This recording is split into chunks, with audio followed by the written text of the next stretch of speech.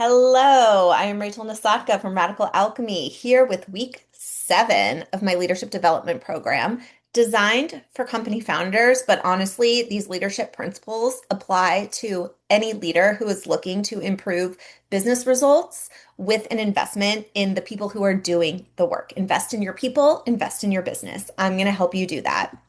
Week 7 is titled, Hey Company Founders, Culture is More Than Performance. Stop getting in your own way. Sample my 12-week leadership development pilot instead. Week 7, Leadership Standards and Non-Negotiables.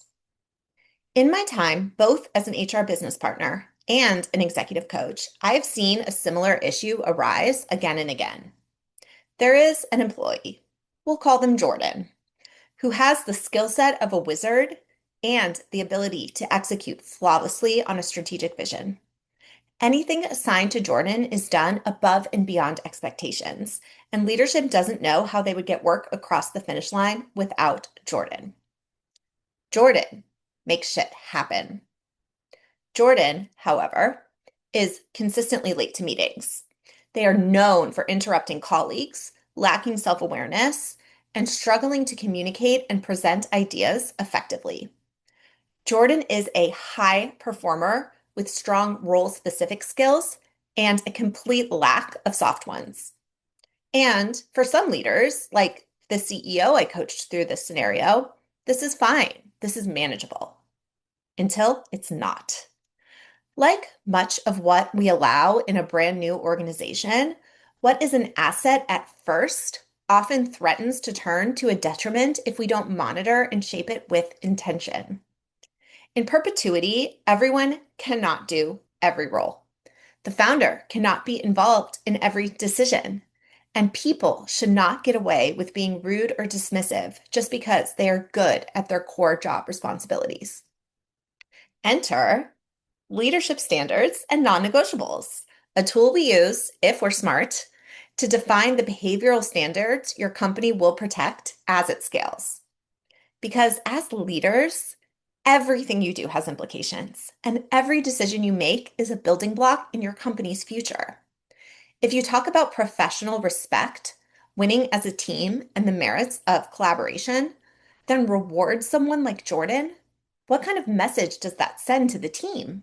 You know, the ones who are showing up every day, ready to do what has to be done, not just what they happen to be good at. The key here, like so many keys to growth, exists in the shape of intentionality.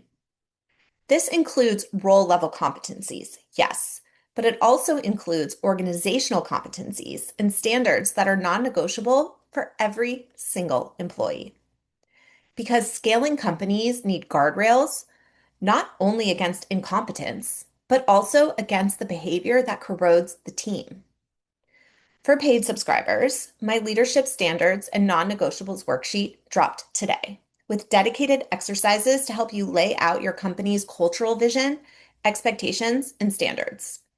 For more casual readers, I invite you to consider the intentionality behind your culture and the expectations your employees, all of your employees, are held to. Specifically, I encourage you to start with what kind of culture you want to build. What leadership behaviors do you want to model for your team? And how do you want to see those coming to life in the corporate wild? What will you do? What will you no longer do? And most importantly, what employee and leadership behaviors and characteristics help the company succeed? What employee and leadership behaviors and characteristics break down company culture? And then you hold employees accountable, every one of them. You support and help them succeed, every one of them. You have difficult but transparent conversations if someone isn't meeting the expectations of their role's technical competencies or its soft skills. You stay focused on the bigger picture of what you are building and not the specific work that one person is doing right now. Because anything you erode, you have to rebuild if you want to stay in business. So protect your people, yes, but protect your culture, protect your future, protect your integrity. Otherwise, It's just you and Jordan.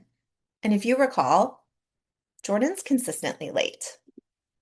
Thank you so much for reading, listening, engaging in whatever way is meaningful to you. And I will be excited to see you next week for week 8. Thank you so much.